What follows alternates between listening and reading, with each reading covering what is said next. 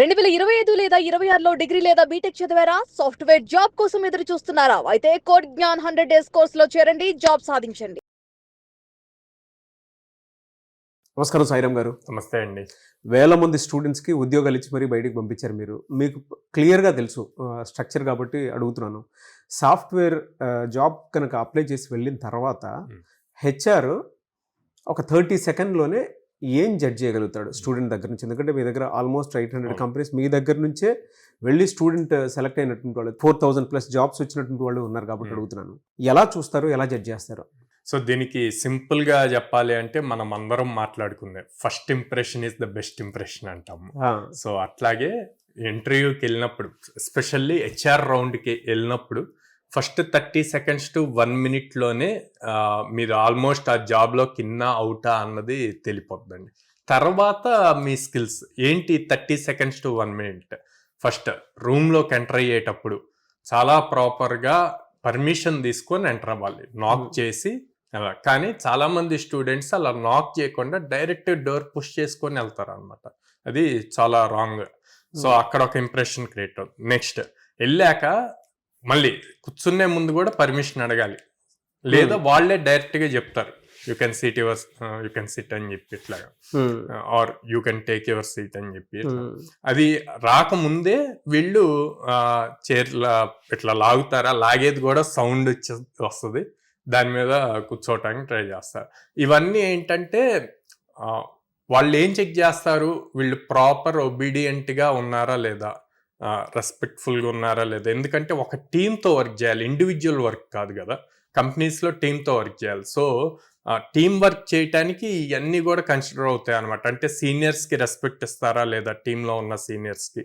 So అట్లాంటి points అన్నిటికీ ఈ పాయింట్స్తో జడ్జ్ చేసుకుంటూ ఉంటారు. తర్వాత వాళ్ళ ఆన్సర్ చెప్పేటప్పుడు ఎంత ప్రాపర్గా చెప్తున్నారు అన్నది ఇంపార్టెంట్. నాగరాజు గారు ఏం చేస్తున్నారు అన్నదానికి, నాగరాజు గారు ఏం చేస్తున్నారు అన్నదానికి, నాగరాజు గారు ఏం చేస్తున్నారు అన్నదానికి చాలా డిఫరెన్స్.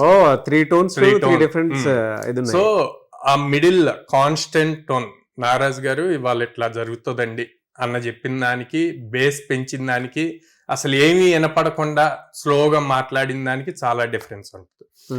జనరల్ గా స్టూడెంట్స్ హెచ్ఆర్ రౌండ్ అంటే చాలా ఫియర్ ఎక్కువ ఉంటది అనమాట. ఆ ఫియర్ వల్ల టోన్ అక్కడికి వెళ్ళాక రాదు. సో అందుకే ఎక్కువ ప్రాక్టీస్ చేయమంటారు మాక్ ఇంటర్వ్యూస్ లో. అది అక్కడ ఎంతసేపటికి మీరు చాలా కాన్ఫిడెంట్ గా స్మైలీ ఫేస్ తో న్యాచురల్ గా ఆన్సర్స్ చెప్పినట్టు ఉండాలన్నమాట. అట్లా కాకుండా తడబడుతూ ఆ ఫియర్ వల్ల వచ్చిన ఆన్సర్ని కూడా రాంగ్ చెప్పి హెచ్ఆర్స్ ఇంకా ఎక్కువ ఏం టెస్ట్ చేస్తారు అన్న పాయింట్లో చూస్తే గనక, మీరు ఒక ఆన్సర్ క్వశ్చన్ అడిగారు, మీరు ఒక ఆన్సర్ చెప్పారు, అది మీకు రైట్ అని చాలా బాగా తెలుసు, కానీ హెచ్ఆర్ ఎందుకు రైట్, ఇలా కూడా చేయొచ్చు కదా అంటారు. అనగానే మనకు ఒక డౌట్ స్టార్ట్ అవుతుంది, అరే అట్లా అన్నారంటే మనం చెప్పింది రాంగా అని చెప్పి మనమే డౌన్ అయ్యి మళ్ళీ ఆలోచనలో పడిపోతాం. అప్పుడు ఫేస్ ఎక్స్ప్రెషన్స్ అవన్నీ చేంజ్ అవుతాయి, వాటిని అబ్జర్వ్ చేస్తారనమాట. అట్లా కాకుండా మీరు తప్పు చెప్పినా రైట్ చెప్పినా కాన్ఫిడెంట్ గా ఇది కరెక్ట్ సార్ అంటే గనక అది డిఫరెంట్ లెవెల్లో ఉంటుంది. So basic. నెక్స్ట్ అందరు ఏమంటారంటే కమ్యూనికేషన్ ఎక్కువ ప్రిఫర్ చేస్తారు. కమ్యూనికేషన్ అన్నప్పుడు ఇంగ్లీష్ ఒక్కటే అనుకుంటారు, ఫ్లూయెంట్గా ఇంగ్లీష్ మాట్లాడాలి అన్న పాయింట్లో చూస్తారు అనమాట. కానీ ఇక్కడ కమ్యూనికేషన్ అన్నది ఫ్లూయెంట్గా ఇంగ్లీష్లో మాట్లాడటం కాదు, మీరు ఏదైతే ఎక్స్ప్రెస్ చేయాలి అనుకున్నారో అది ప్రాపర్గా అర్థం అవ్వాలి అవతల వాళ్ళకి. మళ్ళీ అది కన్ఫ్యూజన్ క్రియేట్ చేసి మల్టిపుల్ క్వశ్చన్స్ అందులో నుంచి రాకూడదు మీరు చెప్పిన ఆన్సర్లో నుంచి. సో ఇలా గనక ప్రాపర్ ఆన్సర్ ఇవన్నీ చేస్తే ఆ 30 seconds to 1 minute మీరు ఎలా పెర్ఫామ్ చేస్తారు అన్న దాన్ని బట్టే కంటిన్యూషన్ ఆఫ్ ఇంటర్వ్యూ అన్నది డిపెండ్ అయి ఉంటుంది. సో ఈ 30 seconds to 1 minute మీ మీద 60 to 70% of opinion already create అయిపోతుంది. అది చాలా కేర్ఫుల్గా మనం ఎక్కువ ప్రాక్టీస్ చేసి వెళ్తే బెటర్. అసలు ఇంత డీటెయిల్డింగ్ ఎలా తెలుస్తారు మీకు? అంటే ఇప్పుడు దాదాపు 4000+ స్టూడెంట్స్ ప్లేస్ అయ్యారండి. ఈ ప్లేస్ అయినప్పుడు చాలా మంది స్టూడెంట్స్ రిజెక్షన్స్ అయ్యారు, 5-6 ఇంటర్వ్యూస్ రిజెక్ట్ అయ్యి అప్పుడు అవుతూ ఉంటారు. సో అప్పుడు కంపెనీస్ తో మాకున్న అసోసియేషన్ వల్ల వాళ్ళు హెచ్ఆర్స్ ఇచ్చే ఫీడ్బ్యాక్ బేస్ చేసుకొని వీళ్ళని మళ్ళీ ట్రైన్ చేస్తూ ఉంటాం. ఓ మీరు 1-to-1 మాట్లాడతారు వాళ్ళతో, హెచ్ఆర్స్ తోటి? యా టీమ్ ప్లేస్మెంట్స్ టీమ్ ఏదైతే ఉందో వాళ్ళు ఎప్పుడు రెగ్యులర్ టచ్ లో ఉంటారు హెచ్ఆర్స్ తో. అండ్ ఇక్కడ ఇంకొక పాయింట్ అండి, ఎక్కువగా స్టూడెంట్స్ ఎప్పుడైనా సరే ఇంటర్వ్యూకి వెళ్ళేటప్పుడు ఫార్మల్లో నీట్గా ప్రాపర్ పాలిష్ షూతో ప్రాపర్గా హెయిర్ కోమ్ చేసి వెళ్ళాలన్నమాట.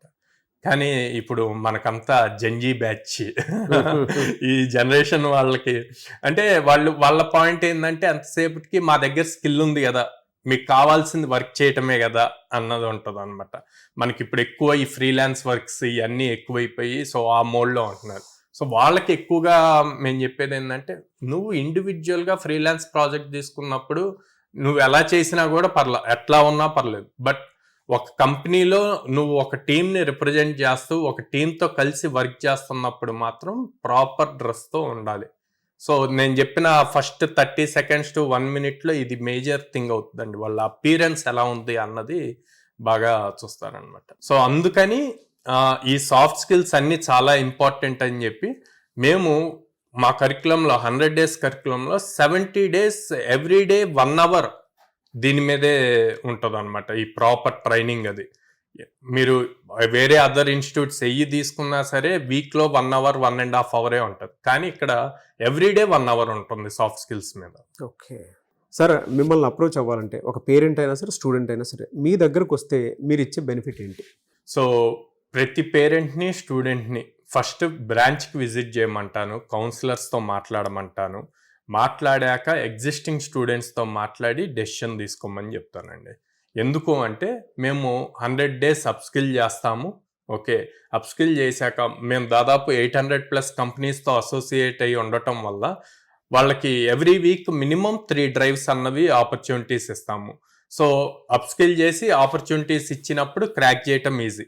At the same time not only technical, communication skills, soft skills రెండూ నేర్పిస్తాము, యాప్టిట్యూడ్ రీజనింగ్ నేర్పిస్తాము. అండ్ పేరెంట్స్కి మన సైడ్ ఎక్కువ ఫార్మర్ బ్యాక్గ్రౌండ్ నుంచి ఎక్కువ స్టూడెంట్స్ ఉంటారు కాబట్టి వాళ్ళ కోసం 0 down payment EMI ఆప్షన్స్ కూడా ఉందన్నమాట. ఓకే, సో డబ్బు లేకపోయినా సరే ముందు వచ్చి చదువుకోవడానికి అవకాశం. ఈఎంఐలో పే చేయొచ్చు, స్టార్టింగ్ జాయిన్ అయ్యేటప్పుడే పే చేయాల్సిన అవసరం ఉండదు. అండ్ దెన్ ఎక్కువ మంది గర్ల్స్ స్టూడెంట్స్ ఉంటారు. సో పేరెంట్స్ ఎక్కువ సెక్యూరిటీ రీజన్స్ ఇవన్నీ ఆలోచిస్తారు. అందుకని విజయవాడ క్యాంపస్లో with in the campus girls hostel కూడా ఉంది. సో మన బ్రాంచెస్ వచ్చేసి విజయవాడ మొగల్రాజపురంలో ఉందండి, హైదరాబాద్ JN2 మెట్రో స్టేషన్ దగ్గర ఉంది, అండ్ వైజాగ్ ద్వారకా నగర్ ఫస్ట్ లైన్లో ఉంది. ఓకే.